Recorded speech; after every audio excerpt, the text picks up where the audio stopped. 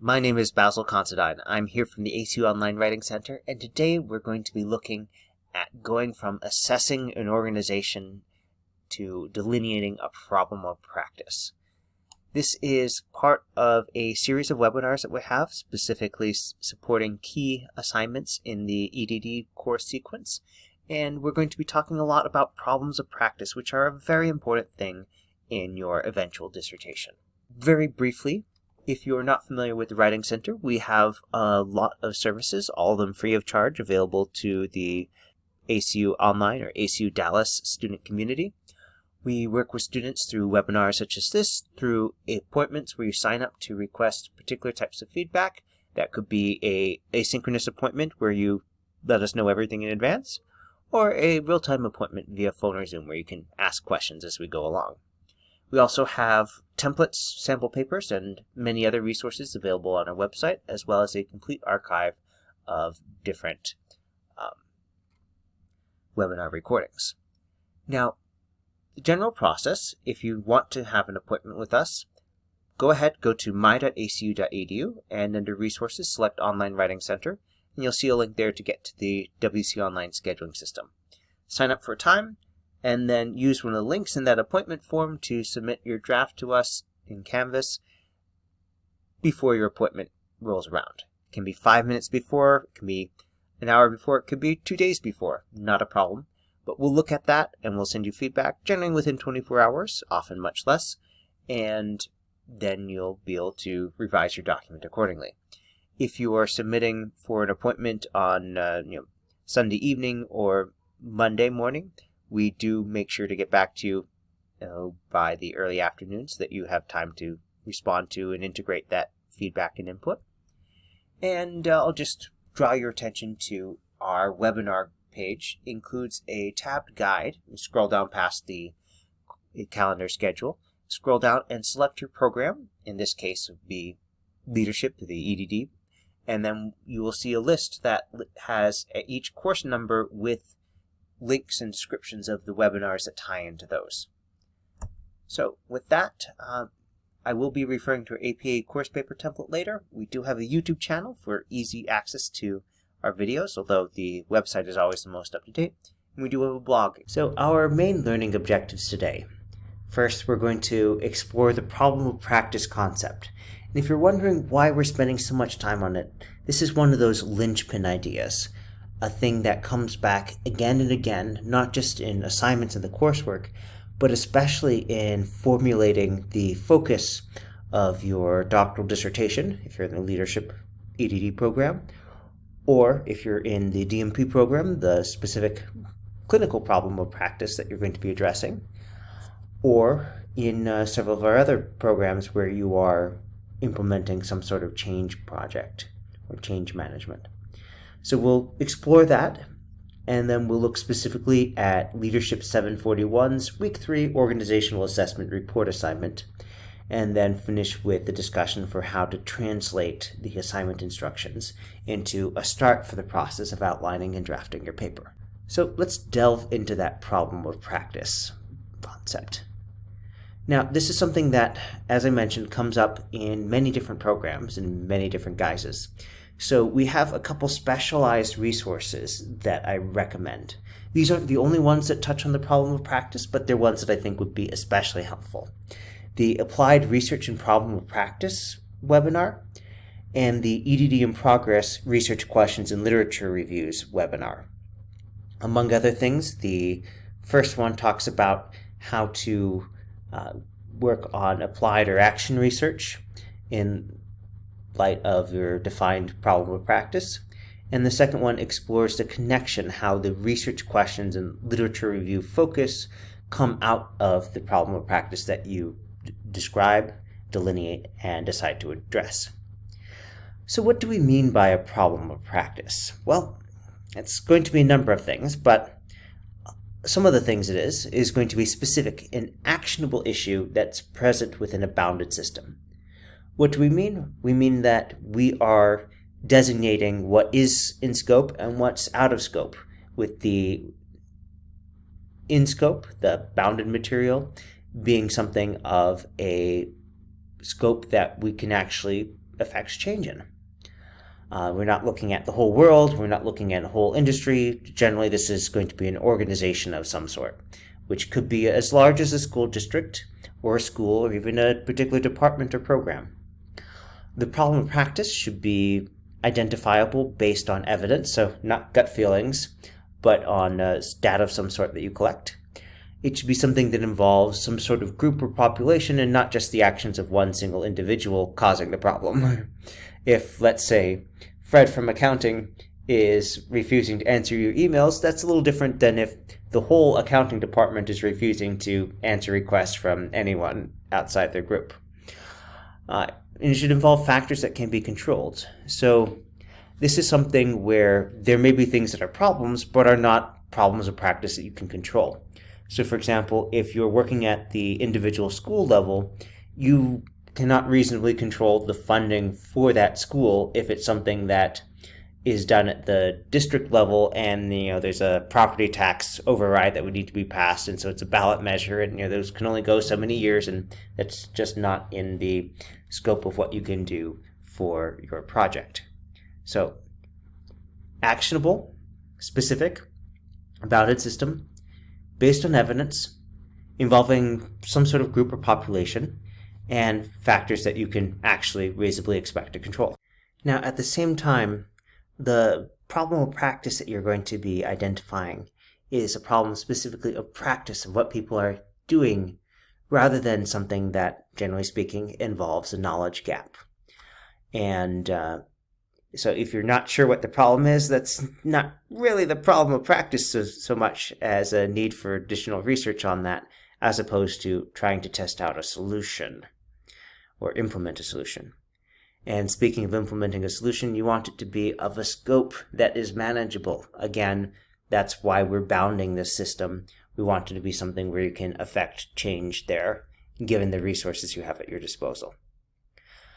Another common source of confusion is the cause of the problem, because it's something that we often write about and know well, but it's not the same thing as the problem of practice.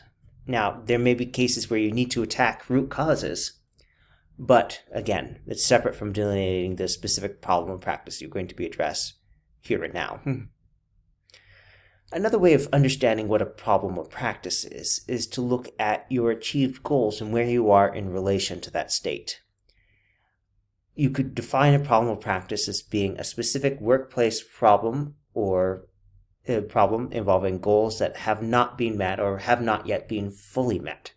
So if we're looking at those achieved goals, the things we've done, that there's a gap between our end goal, our total or final goal state, and the current state where we are now. As you can see in this Venn diagram, where there's some overlap between the current and desired state. That's the darker achieved goal section. But we've got a lot of work to do to get all of the desired goal state overlapping with the current state. Here's a sample process. It's not the only way of breaking down how a problem of practice fits within the workflow of creating and implementing an action plan, but it's a way of abstracting it. So if we begin with identifying a problem of practice, from that we'll be able to define some outcomes that we want. And then with those outcomes in mind, to select a theory of action that's appropriate for pursuing those outcomes. And from that, we plan an intervention or action plan that then gets implemented, after which we assess the outcomes and, if necessary, identify a revised problem. Okay, maybe we got some of those goals, not all of them. Or maybe we did a pilot and now we're moving on to expand the scope to something larger, and then we go through the cycle again. So let's take a look at the specific assignment that's our catalyst for this discussion. So this is in the EdD program, the Leadership 741's Week 3 Organizational Assessment Report Assignment. So this is the Organizational Assessment Report Assignment from the Human Resource Development course. And the instructions are somewhat long. They've done a little bit of reformatting to make the different sections describing different parts of the paper more clear. So let's just look through this again. You will write the report based upon your assessment of your own and your organization's current status related to several things. First, whether or not or how much it has a culture that supports continued growth and development, the specific HRD practices and processes that exist, and, based on those above, what is or isn't there, to identify a situation that needs attention in the form of distilling a problem of practice.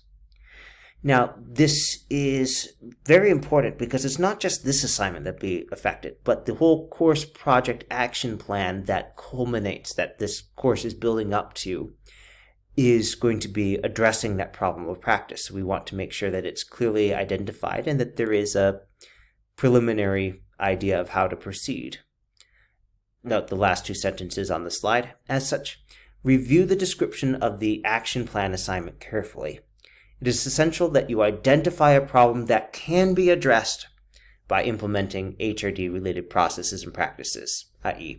interventions. Now, to identify this problem of practice, you'll recall that when we were discussing that earlier, that the presence of evidence, to have data, is a key factor here. And in fact, if we are looking at the instructions, we see, yes, you must gather data from others through interviews, observations, emailing questionnaires, talking to people outside your normal interactions, and perhaps reviewing archival records. And the goal of this is to not go by any personal feelings or hunches that you have, but to have a set of data documenting the existence of this problem and its scope or implications. That you should not be included in suggested solutions. There's a place for that in that action plan assignment, but right now this is reporting on the current state of things, including zeroing in on that problem. This should be no more than 8 pages, and I'll note that on the previous slide there was a note to see the rubric for more detail. There's a reminder here for the recommended structure, so let's make sure to look at that rubric and the description of the items there, and an additional note to have subheadings, so various headings to marking the different divisions of this paper, which should be no more than 8 pages of body. Now, do note here that this page of instructions, this slide, I have italicized these instructions and sorted them into bullet points to clarify what each one is doing. And these are just basically different aspects of saying, hey, make sure this is written well. And that includes reviewing the general standards, using Grammarly to get another set of eyes, checking the rubric, and a suggestion to meet with the Writing Center. So if that is something that you want to do, to have a Writing Center consultation, you can go to my.acu.edu and in the resources dropdown, select the Online Writing Center and just follow the instructions from there to schedule a asynchronous or real-time appointment. Now, if we look at that rubric, we see that there are a couple things here that stand out. One is that this is actually giving a detailed breakdown of what should go in each section, down to saying, okay, there's a setting and context section, there's data collection analysis methods one, there's a findings section, identified problem of practice. And so if you're looking at these instructions and saying, okay, I'm not sure how I'm supposed to be laying that out, we have that plan right here. Now, at this point, let us shift gears, and if you don't have a copy already, go ahead and download a copy of the APA course paper template. If you're watching this on video, go ahead and pause the video and grab that file. If you have it already, feel free to just keep watching. For those of you who are here in real time, let's take a look at the assignment instructions briefly. Now, in all the different instructions for this assignment, it's easy to miss or forget about this link here to the course project action plan, which is a suggestion to look forward. Well, we'll say it's a little stronger than a suggestion. It says it's essential that you identify a problem that can be addressed when you get down to writing that action plan. So let's take a look at that. So it starts out and we have a kind of précis and overview here, and then a timeline of the different steps that take you towards the different assignments. And then the final report goes in week 6. And then here we have Oh, a detailed breakdown about the organizational assessment report that we're focusing on now. We're going to come back to that. And then here's a description of the Week 6 assessment report update with the action plan.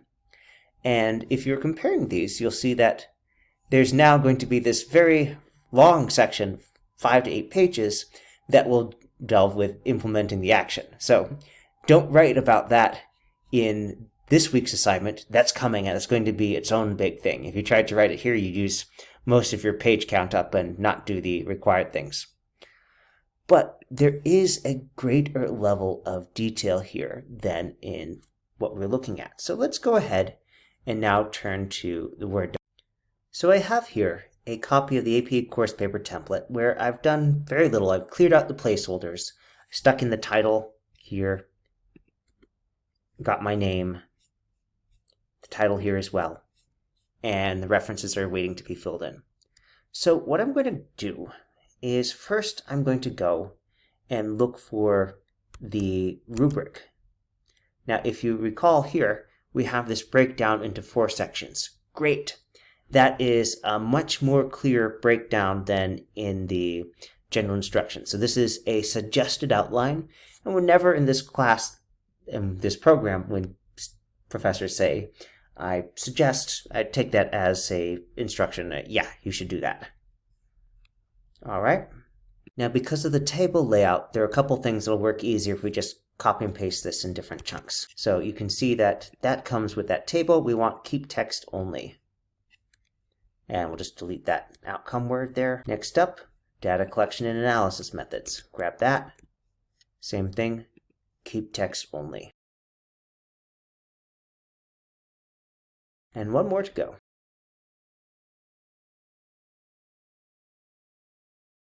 So one thing we can do right now, because the rubric does say, or rather the instructions up here do say that we should be including subheadings for each section, that's a good prompt to add that now. So I can, here, I've got this styles menu popped out. If you're on the home part of the ribbon, just go ahead and open up the styles pane, and we're going to make that an AP Level 1 heading. Same thing with this one. Same thing with this. And although there'll be some sort of introduction paragraph here, this will be an AP Level 1. Okay, so I'm going to go ahead and quickly italicize this so that we have a clear delineation between text that you're writing to include and just these instructions that you have included here.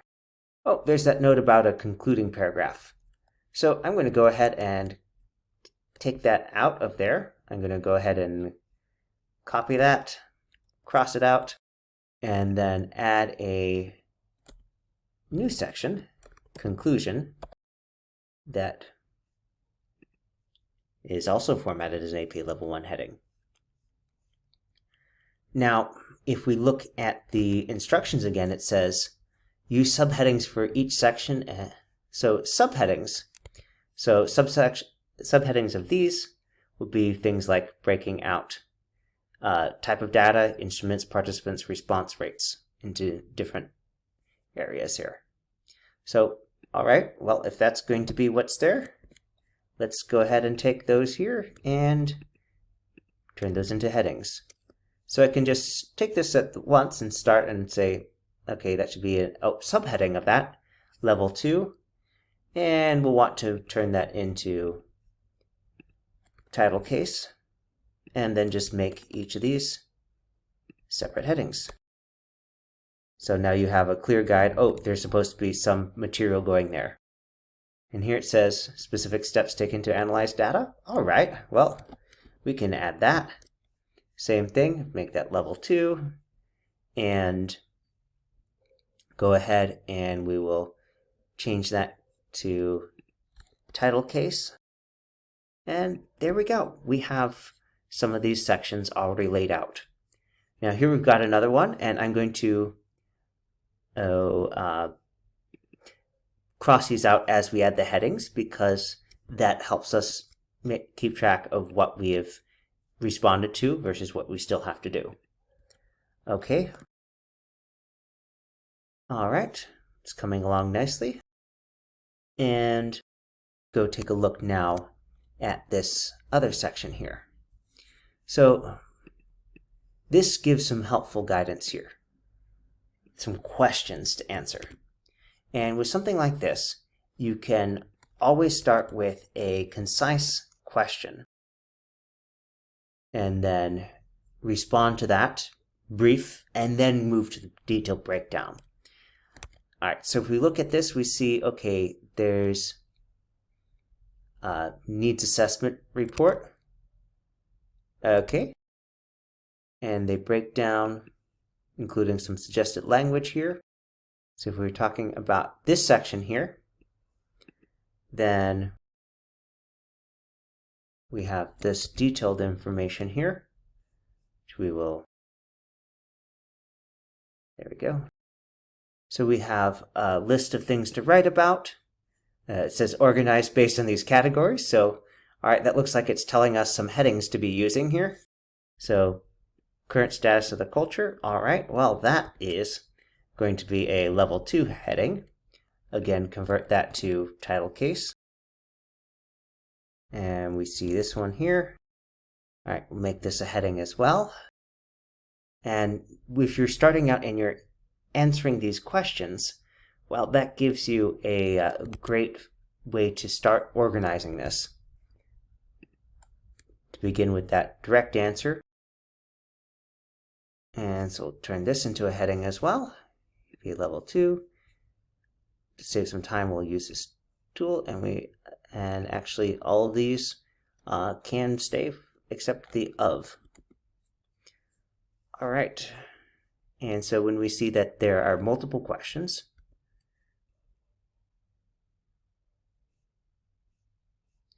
that you can break that down like so.